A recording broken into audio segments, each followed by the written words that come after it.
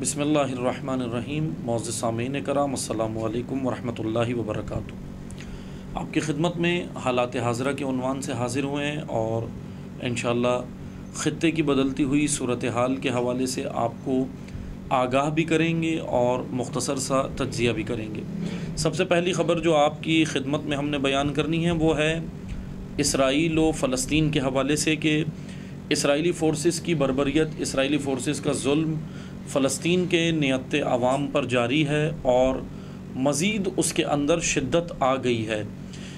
گزشتہ جو جمعہ گزرا ہے اس روز اسرائیلی فورسز نے فلسطینیوں پر ظلم کی انتہا کر دی، ربڑ کی گولیاں برسائیں اور مختلف قسم کے آلات استعمال کیے جو قانوناً جرم ہے دنیا کے اندر۔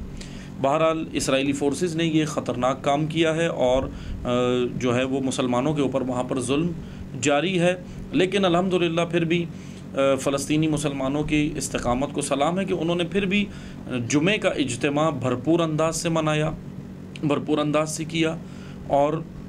بہرحال وہ جھکے نہیں اور گرفتاریاں بھی دیں، انہوں نے گرفتاریاں بھی ہوئیں، بعد میں اسرائیلی فورسز نے گرفتاریاں بھی کیں، لیکن الحمدللہ پھر بھی نماز جمعہ کا مسجد اقصیٰ کے اندر بہت ہی پرشکو انتظام ہوا اور پرشکو اجتماع بھی وہاں پر ہوا، بہت بہترین۔ بہرحال اس کے علاوہ ایک اور اہم بات یہ ہے کہ اسرائیل کے اندر مسلمانوں پر ظلم تو ہو ہی رہا ہے، فلسطین کے اندر مسلمانوں پر ظلم تو ہو ہی رہا ہے جو اسرائیلی فورسز کر رہی ہیں، مگر ابھی اسرائیلی فورسز نے وہاں پر اسی روز جمعے کے روز صحافیوں پر بھی ظلم کیا ہے، جرنلسٹ کو بھی تشدد کا نشانہ بنایا ہے، ان کو بھی مارا ہے۔ اور پھر اس کے بعد ایک اہم کام جو اور ہوا ہے اسرائیل کے اندر، میں اسرائیل کے حوالے سے یہ خبر دیتا چلوں کہ آپ کو معلوم ہے کہ ابھی گزشتہ چند روز پہلے عیسائیوں کا ایک بڑا تہوار گزرا ہے، ایسٹر تہوار تھا ان کا اور گڈ فرائیڈے بھی تھا، مختلف ان کے تہوار گزرے۔ اسرائیل کے اندر مسلمانوں، فلسطین اور اسرائیل کے اندر مسلمانوں پر تو ظلم اسرائیل کر ہی رہا ہے، مگر ایک اہم بات یہ ہے کہ عیسائیوں کو ان کا تہوار منانے سے روک دیا۔ عیسائی جب اپنا تہوار منانے کے لیے چرچ کی جانب جانے لگے، ایسٹر منانے کے لیے اور گڈ فرائیڈے منانے جب چرچ کی جانب جانے لگے تو عیسائیوں کو اسرائیلی فورسز نے روکا اور ان کے جو پادری ہوتے ہیں، فادر جو ہوتے ہیں، جن کو وہ فادر کہتے ہیں، پادری جیسے مسلمانوں کے ہاں عالم دین ہوتا ہے، مولانا ہوتا ہے، اسی طرح ان کے ہاں مقدس پادری ہوتا ہے جس کا تقدس و احترام ہوتا ہے، اس پادری اور فادر کے ساتھ بھی انہوں نے بدتمیزی کی اور ان کو واپس کیا اور ان کو دھکا دیا، ان کو مثلا ہاتھا پائی تک نوبت آئی اور ان کو بھی دھکا دیا اور ان کی بھی بے حرمتی کی اور عیسائیوں کو وہاں جانے نہیں دیا، چرچ جانے نہیں دیا۔ لیکن بہرحال بعد میں عیسائیوں نے بھی بھرپور احتجاج اسرائیل کے اندر کیا ہے اور یہ یقیناً جو ہے وہ تمام دنیا کو اس کے اوپر سوچنا چاہیے، بلکہ خود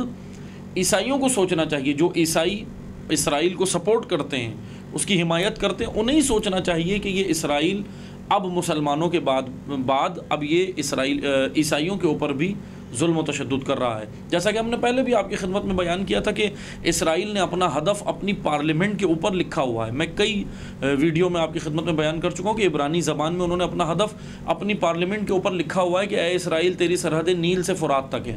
یعنی اس کا مطلب یہ ہے کہ انہوں نے یہاں رکنا نہیں ہے، آگے جانا ہے۔ بہرحال اسرائیلی بربریت جاری ہے، امت اسلامیہ خاموش ہے، سربراہان امت اسلامیہ خاموش ہیں اور اگر ہے بھی تو ایک رسمی سا کوئی نہ کوئی بیان دے دیتے ہیں، اس سے زیادہ عملی طور پر کوئی بھی اسرائیل کی مدد کو تیار نہیں ہے سوائے ایران کے یا اس کے اتحادیوں کے یا چند ممالک کے، باقی کوئی بھی فلسطینیوں کی مدد کے لیے تیار نہیں ہے عملی طور پر۔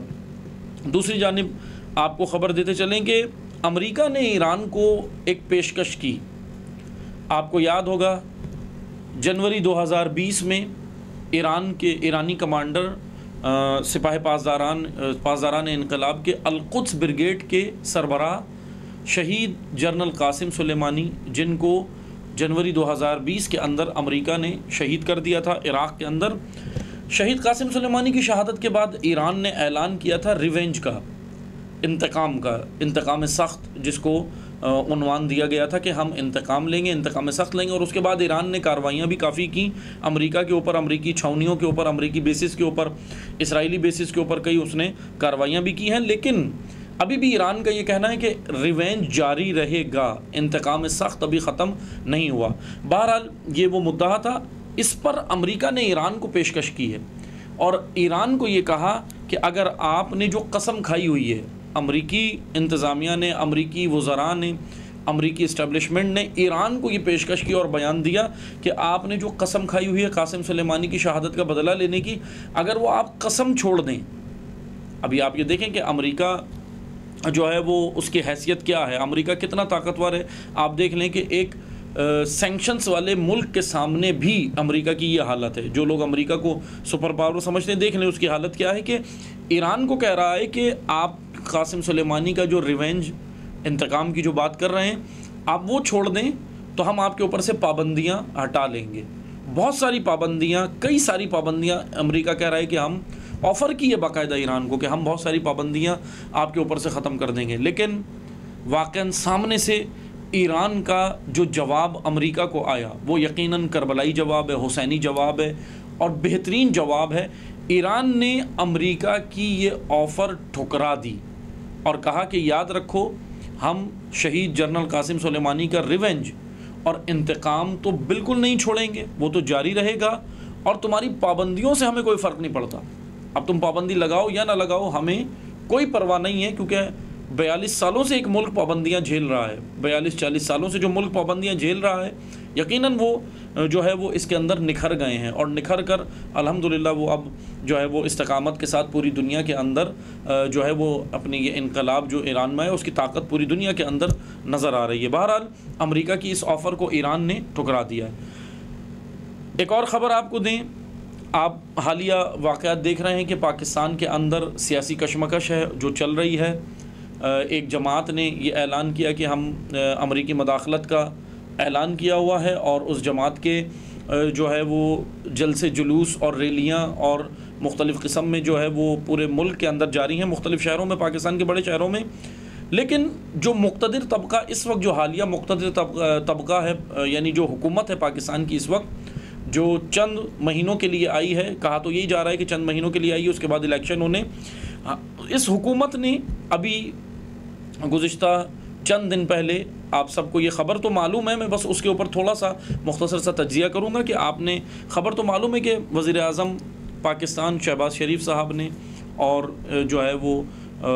آرمی چیف اور مختلف عہدیداران اس میں شامل تھے، اجلاس کیا تھا، نیشنل سیکیورٹی کمیٹی کا اجلاس ہوا، اور اس کے اندر سویلینز میں سے وزراء تھے، وزیر اعظم شہباز شریف صاحب کی صدارت میں یہ اجلاس ہوا اور وزراء بھی تھے، اور پھر اس کے بعد جو ہے وہ فوجی قیادت بھی تھی ہماری ملک کی، اور آرمی چیف بھی تھے، اور ان کے ساتھ اور بھی نیوی کے اور بہرحال فضائیہ کے اور باقی دیگر لوگ بھی اس میں شامل تھے۔ بہرحال اس کے اندر مشترکہ ایک اعلامیہ جاری کیا گیا، نیشنل سیکیورٹی کمیٹی کی جو ملاقات تھی، جو اجلاس ہوا، اس کے بعد انہوں نے ایک مشترکہ اعلامیہ جاری کیا جو آپ سب نے نیوز کے اوپر سنا۔ اس میں انہوں نے ایک جملہ کہا ہے، وہ میں اس کے اوپر آپ کو مختصر سا بس میں بیان کر دوں۔ اس جو نیشنل سیکیورٹی کمیٹی کے جو ملاقات ہے اس کے اندر جو اعلامیہ کے اندر جو جملہ ہے، انہوں نے کہا کہ ہمیں مثلا یہ جو امریکی مداخلت کی بات ہو رہی ہے اس کے حوالے سے انہوں نے کہا، اس اعلامیہ میں وہ دو جملے ہیں، توجہ سے سنیے گا۔ There has been no foreign conspiracy. There has been، دوبارہ سن لیں، there has been no foreign conspiracy. Conspiracy یعنی سازش۔ کہا کہ کوئی بھی ہمیں جو ہے وہ فورن، بیرونی، باہر کی سازش کے شواہد نہیں ملے، یہ تو انہوں نے کہا۔ دوسری جانب ایک اہم بات یہ ہے، کانسپریسی کا لفظ پھر دوبارہ، ایک اجلاس تو پہلے ہوا اور پھر دوبارہ بھی کانسپریسی کا لفظ استعمال کیا گیا۔ کانسپریسی کا لفظ استعمال کرنا اس بات کی علامت ہے کہ ابھی تک جس جماعت نے امریکی مداخلت کا دعویٰ کیا ہے اس کو ابھی تک مکمل طور پہ 2 اجلاسوں کے بعد بھی حکومت جو ہے وہ رد نہیں کر سکی۔ کیسے نہیں کر سکی؟ There has been no foreign conspiracy. Conspiracy اور چیز ہوتی ہے، انٹرفیرنس اور چیز ہے، انٹرفیرنس اور کانسپریسی، سازش اور مداخلت پہ ابھی تک حکومت کی جانب سے کوئی بھی کلیئرٹی نہیں آئی ہے، کوئی بھی کلیئرٹی اس وقت نہیں آئی۔ تو اس کا مطلب یہ ہوا کہ ایک جماعت جو امریکی مداخلت کے دعوے کر رہی ہے اس کے اوپر ابھی تک کوئی کلیئرٹی ایسی حکومت کی جانب سے نہیں آئی، یا اس اعلامیے میں بھی جو اعلان ہوا اس کے اندر بھی ایسی کلیئرٹی نہیں تھی، بلکہ اس اعلامیے کے بعد تو یہ کہیں کہ عوام کو اور الجھا دیا گیا ہے، اور الجھا دیا گیا ہے، یعنی کلیئرٹی نہیں ہے، کلیئرنس نہیں ہے، بالکل واضح طور پہ نہیں ہے، بلکہ کانسپریسی کا لفظ استعمال کیا ہے کہ بھئی سازش نہیں ہے، لیکن ابھی بھی یہ نہیں کہا گیا کہ انٹرفیرنس بھی نہیں ہوئی۔ بہرحال اعلامیے میں یہ ہوا جس کی وجہ سے نہ وہ سیاسی جماعت جو مدعی ہے کہ امریکی مداخلت ہوئی ہے اور ان کی حکومت کو ختم کیا گیا،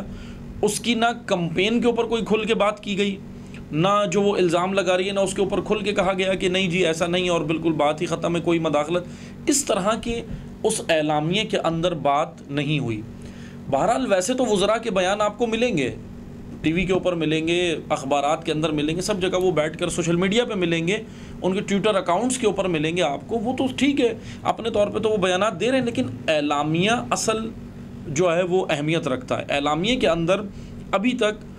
کھل کے بات نہیں ہوئی۔ بہرحال میں آپ کو یہاں پھر میں بتاتا چلوں، سوال یہ بنتا ہے، ٹھیک ہے یہ تو میں ایک مختصر سا میں نے تجزیہ کیا آپ کی خدمت میں کہ کلیئرٹی نہیں ہوئی جس کی وجہ سے ابھی بھی عوام مزید کنفیوز ہو گئی، پاکستانی عوام۔ لیکن میں ایک اور چیز آپ کو یہاں کلیئر کرتا چلوں، سوال یہ بنتا ہے، ٹھیک ہے امریکہ نے اگر فرض کریں ہم مان لیتے ہیں وہ سیاسی جماعت جو دعویٰ کر رہی ہے کہ امریکہ نے مداخلت کی ہے اس کو رد کر دیں، فی الحال تھوڑی دیر کے لیے رد کر دیں، ہم مان لیتے ہیں، ٹھیک ہے ہم مان لیتے ہیں کہ کوئی امریکی مداخلت اس وقت نہیں ہوئی،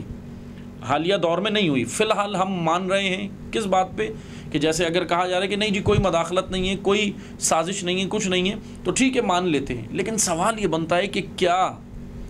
امریکہ کی کبھی بھی مداخلت پاکستان میں نہیں ہوئی؟ کیا امریکہ نے کبھی بھی کسی بھی ملک میں کوئی مداخلت نہیں کی؟ گزشتہ ویڈیو ہماری موجود ہے جس کے اندر ہم نے آپ کی خدمت میں بیان کیا تھا کہ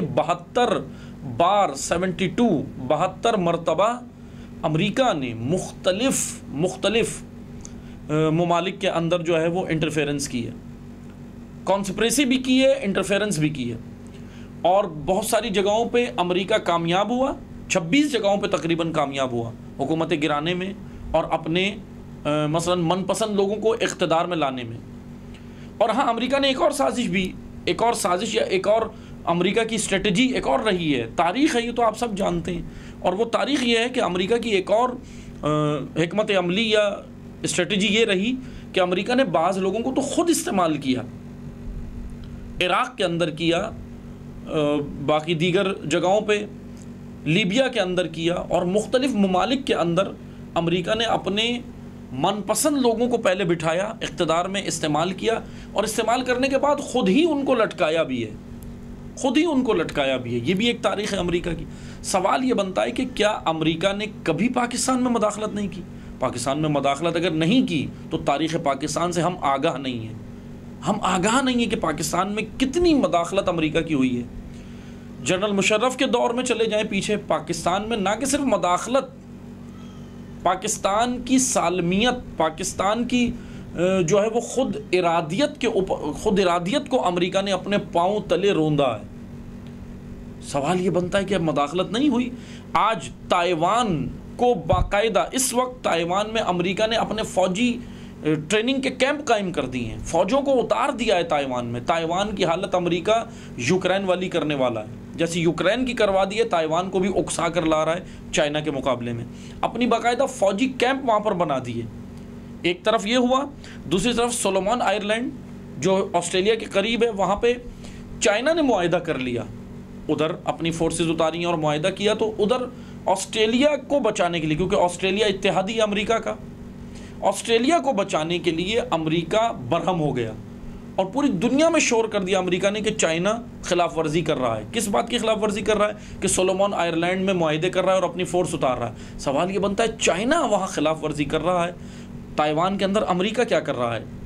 یوکرین کے اندر امریکہ نے کیا کیا؟ آج نارتھ کوریا اور ساؤتھ کوریا کا جب کوئی مسئلہ ہے دنیا جانتی ہے، امریکہ کس طرح ساؤتھ کوریا کو سپورٹ کرتا ہے، وہ دنیا کے سامنے۔ یوکرین میں امریکہ نے کیا کیا، مختلف دنیا کے کئی ممالک، ابھی تو میں وقت نہیں کہ میں سارے بیان کروں، لیکن مختصر سے یہ کہ پاکستان میں فرض کریں ہم مان لیتے ہیں ابھی امریکی مداخلت نہیں ہوئی، فرض کریں ہم مان لیں، لیکن کیا پاکستان میں کبھی امریکی مداخلت نہیں ہوئی؟ کیا پاکستان میں امریکی مداخلت کے یا پاکستان میں امریکہ کے پسندیدہ لوگ نہیں ہیں؟ کیا وہ اقتدار میں ان کو لانا نہیں چاہتا یا لے نہیں آیا؟ یہ سارے وہ سوالات ہیں جو ہم نے ڈھونڈنے ہیں اور وقت کے ساتھ ہمارے اوپر کھل جائیں گے، وقت کے ساتھ ہمارے اوپر کھل جائیں گے۔ لیکن امریکہ، بس یہاں یہ بات طے ہے، امام خمینی رضوان اللہ تعالیٰ علیہ کا وہ فرمان بالکل درست ہے کہ امریکہ شیطان اکبر ہے، شیطان بزرگ ہے، دنیا کا سب سے بڑا شیطان امریکہ ہے۔ اس کی اسٹریٹجی، اس کی پالیسیاں، اس کی اسٹیبلشمنٹ اور اس کا یہ طریقہ کار شیطنت ہے، شیطنت بھری ہوئی ہے امریکہ کے اندر۔ بہرحال دنیا میں جہاں کہیں کہیں بھی حالات اس وقت خراب ہیں اور جتنے ممالک اس وقت ہرج و مرج کا شکار ہیں، اگر اس کو ہم کھولیں، تجزیہ کریں، تحلیل کریں، تو پیچھے سے جا کے سارے تانے بانے امریکہ سے ملتے ہیں۔ بہرحال اب ہم نے دیکھنا یہ ہے کہ پاکستان میں آیا امریکی مداخلت ہوئی یا نہیں ہوئی، حالیہ ہوئی یا نہیں ہوئی، یہ ایک الگ بحث ہے، لیکن یہ بات طے ہے کہ پاکستان میں امریکی مداخلت، انٹرفیرنس، کانسپریسی، سازش، مداخلت، دونوں کا اثر و رسوخ پاکستان میں رہا ہے، بالکل رہا ہے۔ یہ پاکستان کی تاریخ ہے۔ بہرحال انشاءاللہ ہم دوبارہ آپ کی خدمت میں حاضر ہوں گے، خطے کی بدلتی ہوئی صورتحال کے حوالے سے آگاہ بھی کریں گے انشاءاللہ۔ جب تک اجازت چاہتے ہیں، والسلام علیکم ورحمۃ اللہ وبرکاتہ۔